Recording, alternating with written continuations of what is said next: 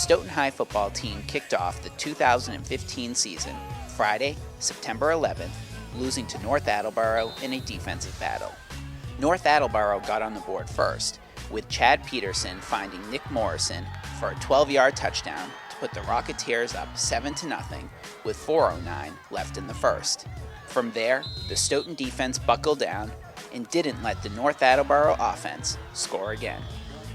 Stoughton answered at the beginning of the second quarter with quarterback Jake Gibb connecting with Steve Elise for a 43-yard catch and run for a touchdown. The extra point was no good, but Stoughton cut the deficit to just one, trailing 7-6 with 10:28 left in the second. The scoring play was set up by a 26-yard run from Christian Hill earlier in the drive. On the first play of the North Attleboro drive, following the Stoughton touchdown, Donnie Foley forced a fumble, with Ryan Sullivan recovering. But the Rocketeer defense minimalized the damage, forcing a turnover on downs. Stoughton appeared to take the lead later in the second quarter, when Ryan Sullivan bounced off defenders, scoring a 24-yard touchdown. But the play was negated by a penalty, and the Stoughton drive stalled, and the Black Knights went into halftime, trailing 7-6. The Black Knights returned for the second half without their starting quarterback, as Gibb had sustained an upper body injury late in the first half. David Salucci took over the quarterbacking duties. The Stoughton defense and special teams continued to make plays, with Sullivan intercepting a pass and Jack Connolly forcing a fumble on a punt, with Nick Hardy recovering the loose ball. But the North Attleboro defense was just as strong.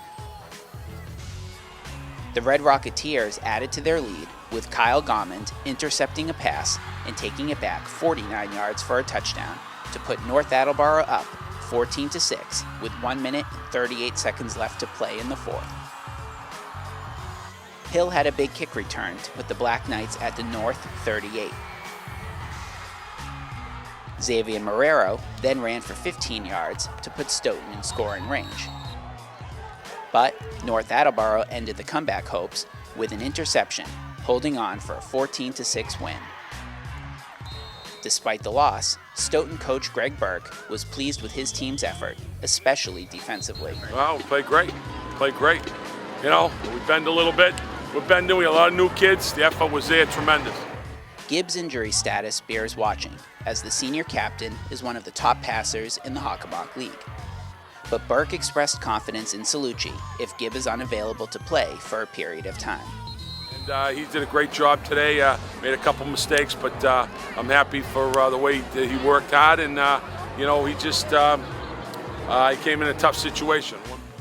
Stoughton travels to Marshfield, one of the top teams in the state, Friday, September 18th. We battled like heck, so I can't be any happier than that.